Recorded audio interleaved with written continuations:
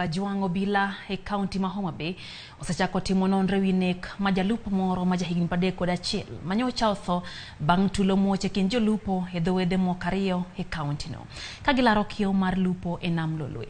Michael Juma ma en jalupo e dho wath Malela e kar chung' od bura ma Homa Bay Town nyocha otho tich abich bang' jolupo wetene mawuok e dho wath Mandhuru e Suba North monjogi ka giseyogi kuom kalo kiewo mar lupo. Ringre Juma noyudi okinyi ma kawuono gi jolupo wetene. Komanda mar obila e sub county ma Homa Bay Sami Koskei noyango wachno.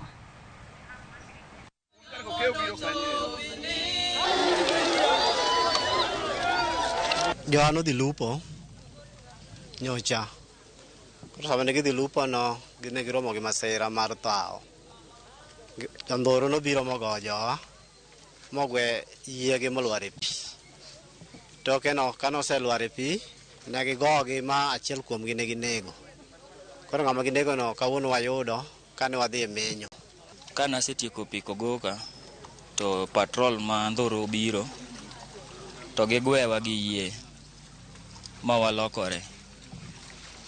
To seche man walwar e pi no nwarwako life jackets to koro ne gigowa gi kidi.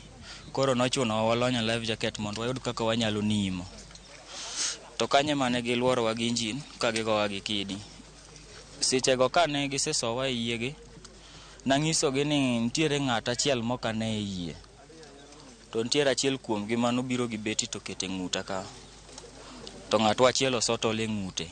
To ng'ise ni kiko tem wacho ni ne wan ji 5. To jok mano ogwewa go ne gin ji 4 gi jakom gi go nowegi e sel Homa Bay.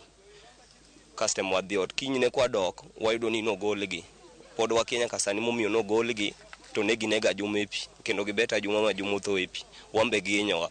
Akwa sirikal mar county ni gikonywa wan nam ka e kambi mondiko nyithindwa kendo ka nam ka ma opuonjo godo nyithindwa. Waonge kambi mora mora Homa Bay kama chieng ma nyithindo nyalo dhi goye kata ma Lam. Wan joma no dhi menyo, jomoko bo dhi manyo nyithindo, moko bo dhi manyo fee magi dhi godo e sikul. Koro gikonywa to ka nam nigi boundary to akwayo sirikal obi osiemnwa boundary makorwa koni gi masuba kocha cha.